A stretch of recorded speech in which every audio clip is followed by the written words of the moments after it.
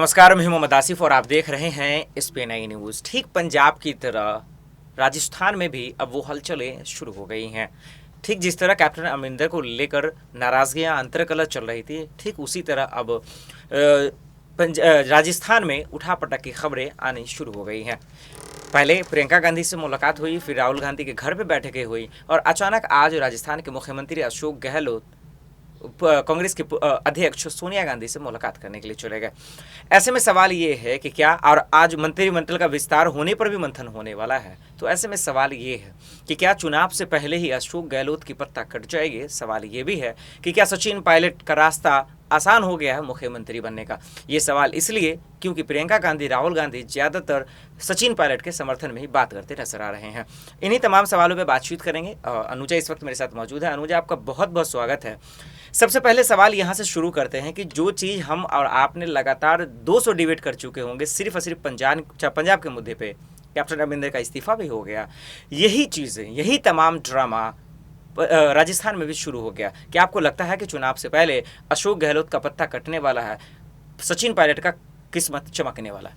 देखिए, ये सारी चीज़ें अभी से नहीं चल रही है, पहले भी पिछले 1-1.5 साल से चल रही है। अगर आप राजस्थान की बात करें तो राजस्थान में पिछले 1-1.5 साल से जो है वो सियासी बवाल मचा ही हुआ है। पहले जो है सचिन पायलट वो अशोक गहलोत से नाराज़गी जाहिर कर रहे थे और लगातार सचिन पायलट जो है वो पार्टी में सम्मान की बात कर रहे थे, अच्छे पद की बात कर रहे थे, और अब फिर से उनका बयान यही आता है कि जो पार्टी के कार्यकर्ता हैं वो लगातार जो खून पसीना बहाकर काम किए हैं, पार्टी को जिताए हैं, उनको सम्मान मिलना चाहिए, और लगातार वो यही बातें कहते हुए आ रहे थे। इसे ऐसे भी देखा जाना चाहिए कि पिछले 1-1.5 साल पहले जो है सचिन पायलट ने पार्टी छोड़ने की बात भी कही थी, लेकिन उस वक्त जो है बहला फुसला कर उनको बुला लिया गया था, लेकिन उस वक्त भी उनसे कई वादे किए गए थे और उस वादों को जो है अभी तक पूरा नहीं किया गया। और इसी वजह से सचिन पायलट जो है पार्टी में बने हुए हैं और उन्हें उम्मीद है कि उनकी बातों को सुना जाएगा।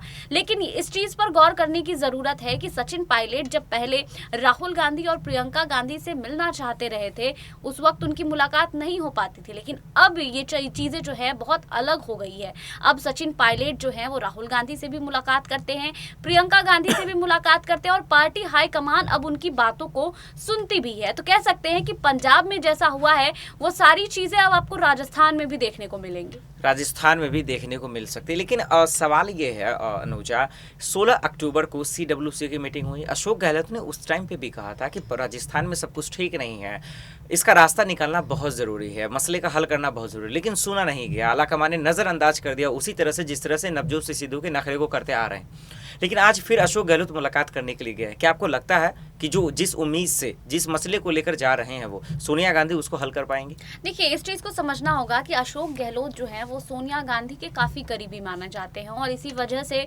अशोक गहलोत की बातों को सुना भी जाता है और अभी तक जो है उनकी बातों पर को तवज्जो भी दिया जाता है। लेकिन अगर मैं सचिन पायलट की बात करूँ, चूँकि राहुल गांधी और प्रियंका गांधी अब पार्टी में अलग तरह की रणनीति लेकर आ चुके हैं, जिसमें युवाओं को जो है वो अहम पद दिया जा रहा है, युवाओं को पार्टी में शामिल किया जा रहा है।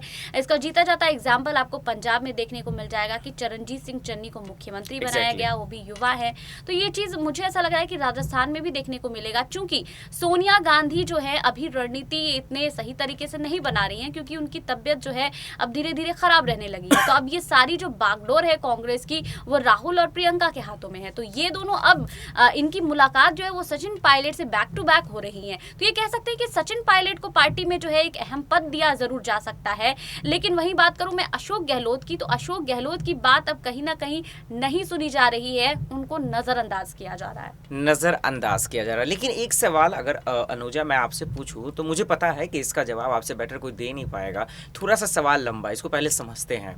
गुजरात में हम आपने बाखूबी देखा अनुजा किस तरह से सीएम को हटाया गया, दूसरे सीएम को मौका मिला, चाहे जो भी हो, इसकी मैं बात कर रहा हूँ भूपेंद्र पटेल के। लेकिन उसके बाद आपने ये भी देखा कि पंजाब में कैप्टन अमरिंदर को हटाया गया, सीएम चरणजीत सिंह चन्नी को मौका दिया। उत्तराखंड में किस तरह से ड्रामा हुआ। तो मेरा सवाल ये है कि क्या पार्टी को पहले से पता होता है कि किसे कब कब कहाँ कैसे हटाना है चुनाव के मद्देनजर, और उनके जो सीएम होते हैं, जो मुख्यमंत्री होते हैं, जो जनता के चुने हुए हैं, जनता के जिस उम्मीदों पे भरोसे पे चुने जाते हैं, क्या उनसे ये खिलवाड़ नहीं है एक तरह से? क्योंकि जनता जो मुख्यमंत्री के चेहरे पे जो चुनती है वो तो अशोक गहलोत हो, कैप्टन अमरिंदर हो, चाहे फिर वो कोई भी नेता हो, चाहे मैं बात कर लूँ योगी आदित्यनाथ की ही बात कर लूँ, तो जिस उम्मीद से चुनते हैं उसको आप अचानक से हटा के किसी और को मौका देते हैं, तो ये पार्टी पे कम खिलवाड़ जनता से ज़्यादा नहीं विश्वासघात करने की बात होती है? जी कह सकते हैं, लेकिन आज के दौर में राजनीति में ये सारी चीज़ें आपको देखने को बहुत ज़्यादा मिलेंगी। पहले ये सारी चीज़ें नहीं थी। अब जब चुनाव नज़दीक आने लगते हैं तो तुरंत से सीएम का चेहरा बदल जाता है। गुजरात की मैं बात करूँ तो पहले रूपानी थे, उनको जो है पद से हटाकर भूपेंद्र पटेल को जो है ये पद दिया गया। उसके बाद पंजाब में चुनाव जैसे जैसे नज़दीक आए फिर सारी चीज़ें वहाँ पे देखने को मिली, और ये सारी चीज़ें मुझे अब लगता है कि राजस्थान में भी आपको देखने को मिलेंगी, और लगातार पार्टी में जो है ये मांग भी उठ रहे हैं। इससे पहले जब अशोक गहलोत और सचिन पायलट में जो है अनबन हो रही थी, उस वक्त जो है अशोक गहलोत के पास कई विधायकों का समर्थन प्राप्त था, लेकिन अब चीज़ें एकदम उलट हो गई है। अब सचिन पायलट को जो है कई विधायकों का समर्थन भी मिल रहा है, और कोरोना की दूसरी वेव में भी ये चीज़ देखा गया था कि अशोक गहलोत जब बीमार थे, जब वो घर में रेस्ट कर रहे थे, उस वक्त लगातार सचिन पायलट जो है वो काम कर रहे थे, लगातार विधायकों के घर पर जा रहे थे, उनसे मुलाकात कर रहे थे।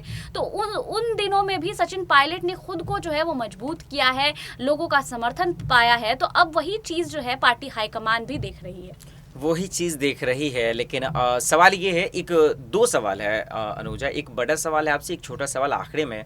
बड़ा सवाल ये है कि आपने पंजाब का जब जिक्र किया तो आपने देखा कि किस तरह से कैप्टन अमरिंदर हमेशा हर मुद्दे को लेकर सोनिया गांधी की तरफ अपना रुख करते थे, लेकिन वहीं नवजोत सिद्धू हमेशा अपना रुख राहुल गांधी और प्रियंका गांधी की तरफ करते थे। उनकी जीत हुई, कैप्टन का इस्तीफा हुआ, उन्होंने बाखूबी बता दिया कि अंदर में जो ड्रामा चल रहा था वो क्या था।